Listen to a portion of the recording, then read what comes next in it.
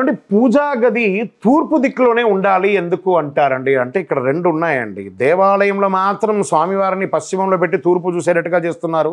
ఇంట్లో మాత్రం ఎందుకండి తూర్పు చూస్తున్నారంటే ఇక్కడ దేవాలయంలో స్వామి ఊరిని చూస్తారు. బ్రహ్మగారు బ్రహ్మలు ఇటు దక్షిణ భాగంలో కూర్చొని చక్కగాను ఉత్తరం చూసి పూజ చేస్తారు.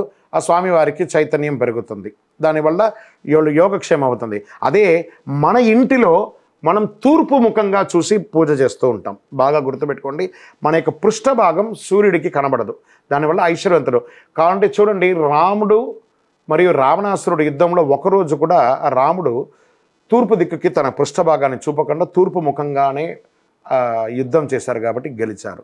అందుకే పూజా గది ఉత్తరానికి అధిపతి కుబేరుడు. ఆ కుబేరుడు ఎవరు? యక్షాయ కుబేరాయ వై శ్రవణాయ ధనధాన్యాధిపతయే ధనం ధాన్యం సమృద్ధిం దేహి దేహి తాపయ స్వాహ.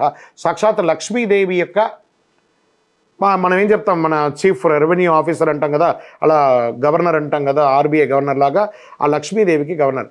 సాక్షాత్ వెంకటేశ్వర స్వామి వారి యొక్క ధర్మపతి అయినటువంటి లక్ష్మీదేవి పద్మావతి, కుబేరుడు ఆయనకు చీఫ్ మేనేజర్.